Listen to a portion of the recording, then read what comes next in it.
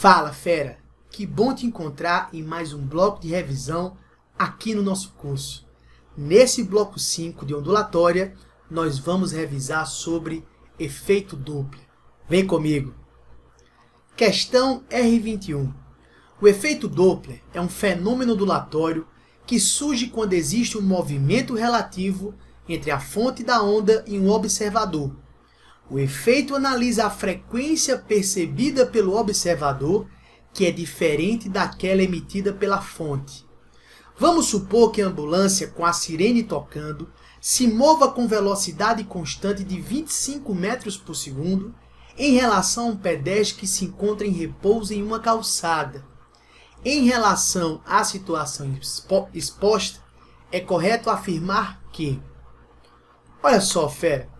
Perceba que o texto da questão já traz para a gente a definição de efeito Doppler.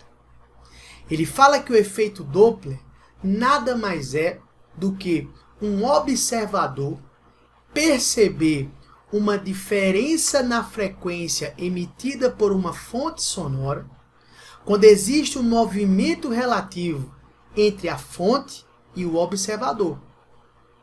Então, o observador só percebe uma mudança, uma alteração na frequência da onda emitida pela fonte se existir um movimento relativo.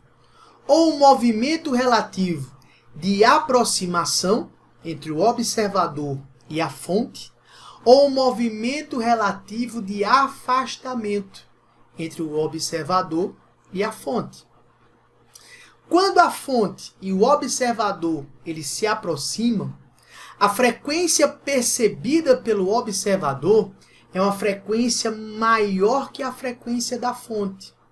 Ou seja, se for o efeito Doppler para o som, o observador ele vai perceber um som mais agudo, um som mais alto. Quando a fonte sonora e o observador se afastam, a frequência percebida pelo observador é uma frequência menor que a frequência da fonte. Ou seja, o observador ele vai perceber um som mais grave, um som mais baixo. Perceba que essa frequência percebida pelo observador ser maior ou menor que a frequência da fonte vai interferir também diretamente no comprimento de onda. Pois já que o meio é o mesmo, já que a onda não muda de meio, a sua velocidade de propagação permanece a mesma. E já que a velocidade de propagação da onda permanece a mesma, lembre-se, para uma velocidade constante, comprimento de onda e frequência são grandezas inversamente proporcionais. Comprimento de onda e frequência são grandezas inversamente proporcionais. Então, quando um observador percebe um som mais agudo, ou seja, quando a fonte e o observador se aproximam e ele percebe um som mais agudo, um som mais alto, o comprimento de onda das ondas recebidas por esse observador vai ser um comprimento de onda menor do que o comprimento de onda emitido pela fonte. Já quando o observador percebe um som de frequência menor, ou seja, um som mais grave, o comprimento de onda das ondas recebidas pelo observador apresenta um comprimento de onda maior que o comprimento das ondas emitidas pela fonte. É como se quando a fonte sonora e o observador se aproximam, esse observador ele vai receber mais frentes de onda. Por isso ele percebe uma frequência maior, um som mais agudo. Quando a fonte sonora e o observador se afastam, esse observador ele recebe menos frentes de onda. Ou seja, o comprimento de onda aumenta e por isso ele percebe um som mais grave, uma frequência menor. Tranquilo? Então, nessa situação aqui, ele fala que uma ambulância com a sirene tocando se move com velocidade constante de 25 metros por segundo em relação a um pedestre que se encontra em repouso em uma calçada. Ou seja, se o observador está em repouso, se a ambulância se aproxima desse observador, a velocidade relativa de aproximação será de 25 metros por segundo.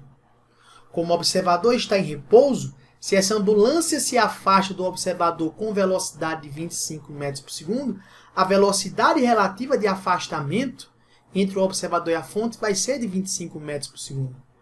Então, se essa ambulância estiver se aproximando do observador, ele vai perceber uma frequência maior que a frequência da fonte, um som mais agudo. Se a ambulância se afasta do observador, ele vai perceber uma frequência menor, ou seja, um som mais grave. Tranquilo? Então, em relação à situação exposta, é correto afirmar que, letra A frequência da sirene percebida pelo pedestre será a mesma quando a ambulância se afasta dele. Falso. A frequência só vai ser a mesma se não existir movimento relativo entre o observador e a fonte. Ou seja, quando a fonte e o observador estiverem em repouso um em relação ao outro.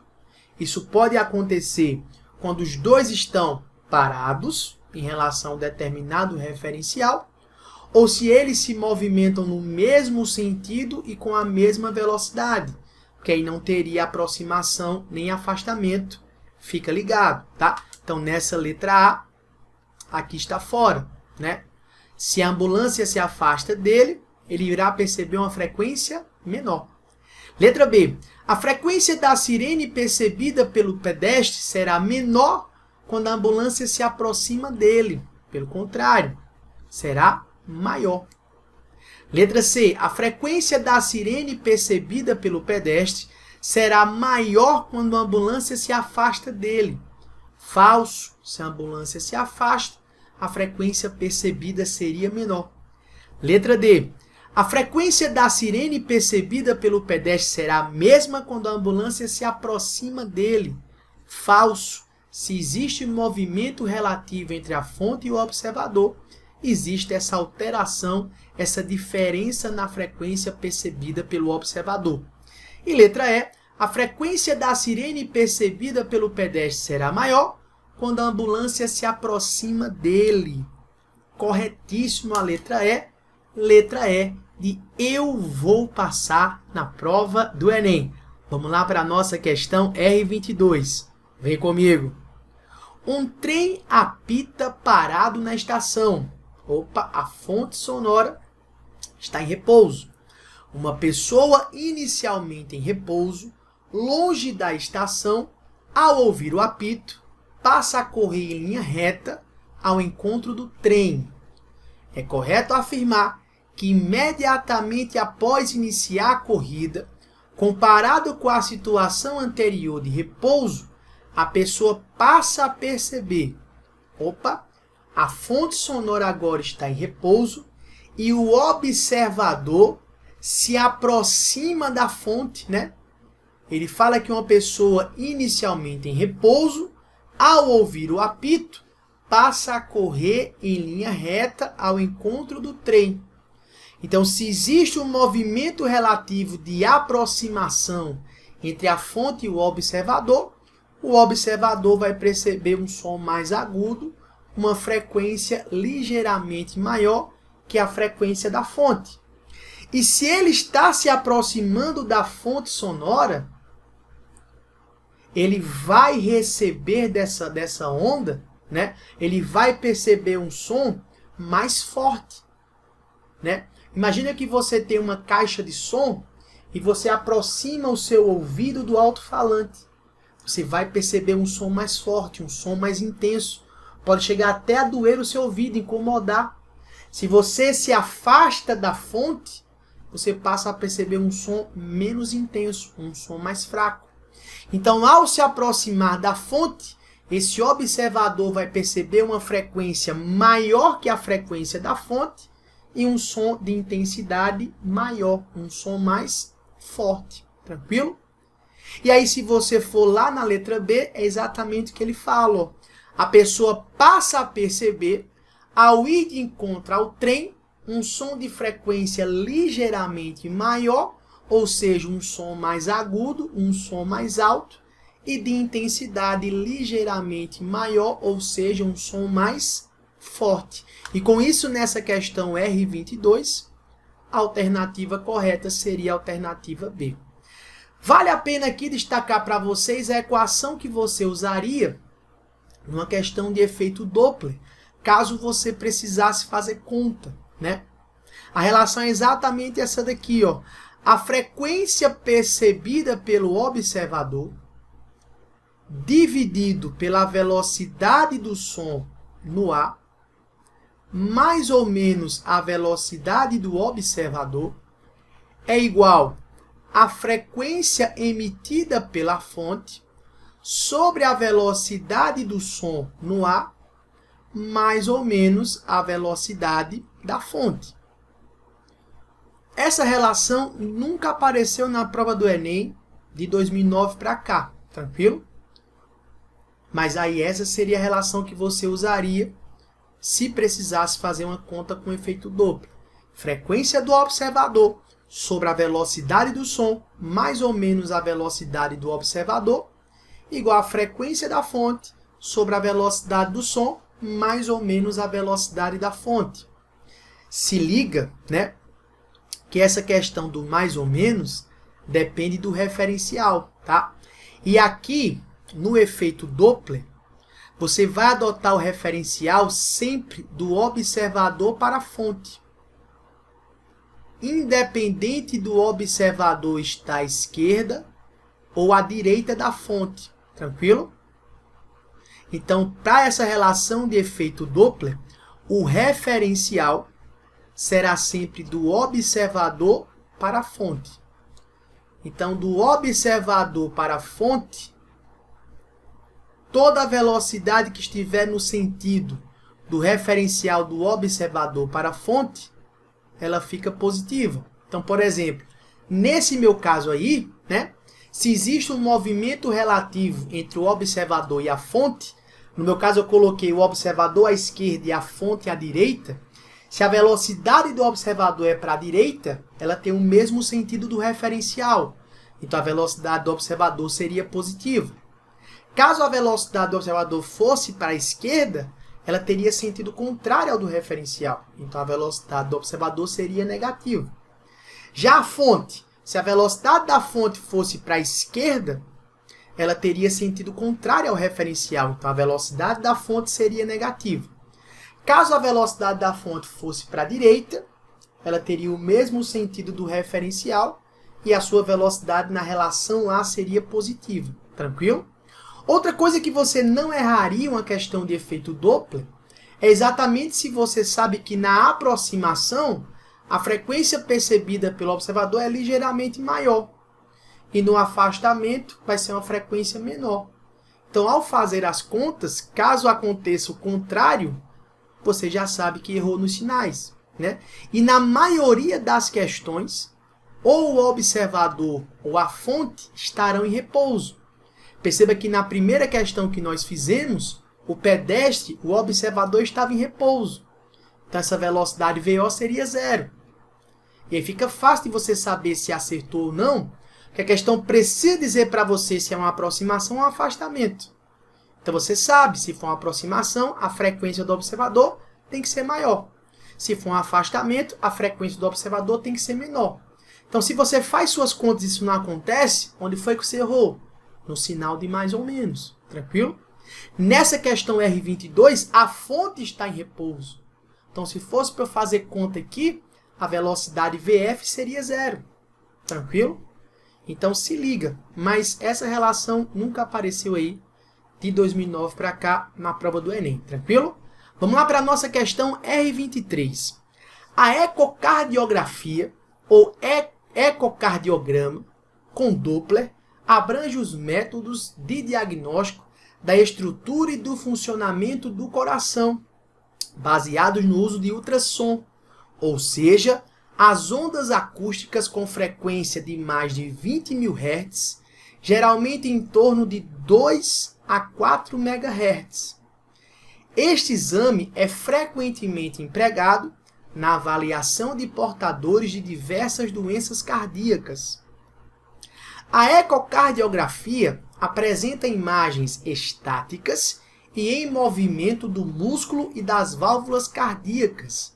Além disso, através do mapeamento de fluxos em cores pela técnica Doppler, podemos identificar a direção e velocidade do fluxo sanguíneo no interior das cavidades cardíacas. Os princípios físicos que explicam o funcionamento da ecocardiografia com Doppler são: ora, ele fala que o ecocardiograma, né, abrange os métodos de diagnóstico da estrutura e do funcionamento do coração baseado no uso de ultrassom. Então, a emissão de ondas sonoras, né, que vai lá colidir, né, com os músculos do coração ou das válvulas cardíacas. Essa onda sonora bate e retorna, né? Vai ter a onda incidente e a onda refletida. Como os músculos estão em movimento e as válvulas cardíacas também estão em movimento, o fluxo, né, existe um fluxo sanguíneo, então existe movimento, vai existir aí um afastamento ou uma aproximação. Vai existir um movimento relativo, tranquilo? E aí, devido a esse movimento relativo, né, o receptor consegue pegar sons de frequências diferentes. A frequência da onda emitida e a frequência da onda recebida são diferentes exatamente por conta do movimento relativo. Tranquilo? Então, quando ele pergunta os princípios físicos que explicam o funcionamento da ecocardiografia, nós teríamos a reflexão, já que nós teremos uma onda incidente e uma onda refletida. E como é o efeito Doppler, né, existe uma diferença de frequência entre a onda emitida e a onda recebida, né? E aí, se você vai na letra E, os princípios físicos que explicam o funcionamento da ecocardiografia com Doppler são a reflexão das ondas e a diferença de frequência entre as ondas emitida e recebida. Tranquilo? Sendo assim, a alternativa correta para essa questão seria a alternativa E de eu vou passar na prova do Enem. Vamos lá para a nossa próxima questão. Questão R24. Os radares comuns transmitem micro-ondas que refletem na água, gelo e outras partículas na atmosfera.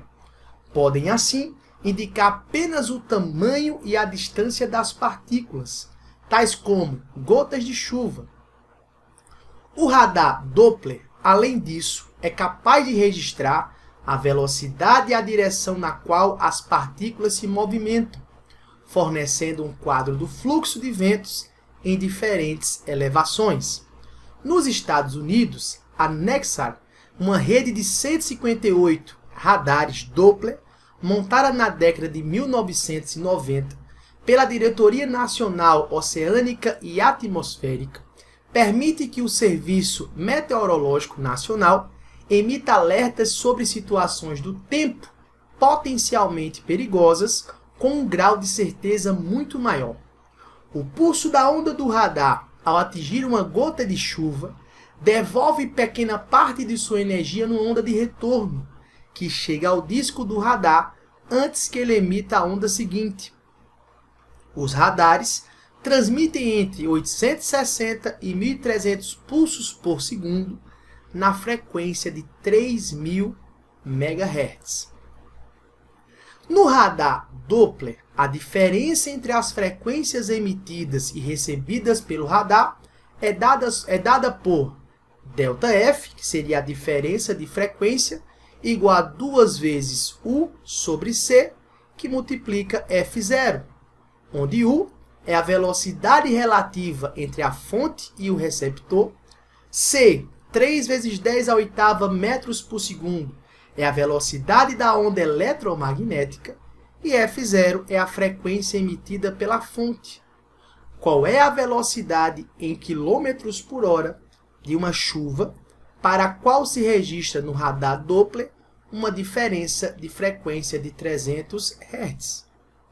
No caso aqui, esse seria o efeito Doppler para ondas eletromagnéticas, né? E essa relação já foi fornecida para a gente.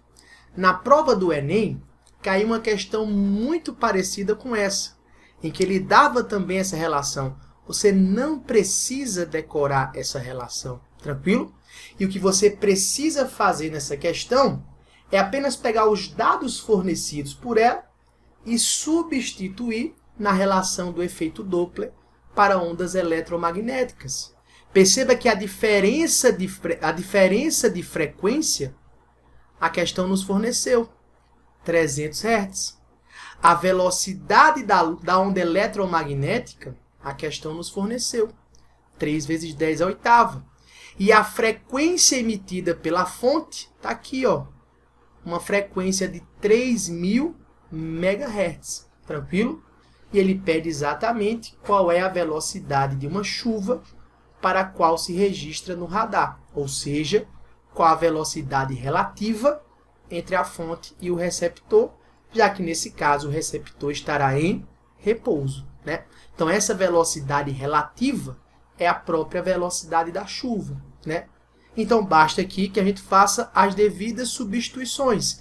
A diferença de frequência é a diferença de 300 Hz igual a 2 vezes a velocidade relativa, que eu vou chamar de U, a velocidade da onda eletromagnética 3 vezes 10 à oitava, e a frequência emitida pela fonte, cuidado aqui, ó, 3.000 MHz. Lembra que o prefixo mega é 10 elevado à sexta, tranquilo? Beleza? Se você prestar bem atenção, né, nós podemos fazer aqui uma simplificação. Por exemplo, eu pego 10 à sexta com 2 zeros aqui emprestados, ficaria 10 à oitava, vai embora aqui com esse 10 à oitava, tranquilo? Eu posso pegar esse 30, dividir por esse 3 e aqui fica 10, beleza? E aí ficaríamos com 300 igual 2 vezes 10 me dá 20 U. U é a velocidade relativa. Conclusão, essa velocidade relativa U seria de 300 sobre 20, me daria 15. Muito cuidado para não marcar a letra C, porque seria 15 metros por segundo, tá? Já que a velocidade da onda eletromagnética está em metros por segundo, a nossa resposta tem que estar em metros por segundo. Cuidado, tá? Mas para você passar para quilômetros por hora, basta você multiplicar por quanto? 3,6 ou lembrar da tabela. Essa velocidade é velocidade da tabela. Desbloquear o dispositivo. Perdão. Essa velocidade é velocidade da nossa tabela. Se você pegar 15 metros por segundo e multiplicar por 3,6, você vai achar uma velocidade relativa aí de 54 km por hora. E a alternativa correta para essa questão seria a alternativa D, de detonando na sua prova do Enem. Vamos lá então para a nossa questão R25. Olha só, o radar também pode ser usado para medir a velocidade de um objeto devido a um fenômeno chamado desvio Doppler. Quando o radar portátil e o carro estiverem parados, o eco terá a mesma frequência de onda que o sinal original, já que não existe movimento relativo.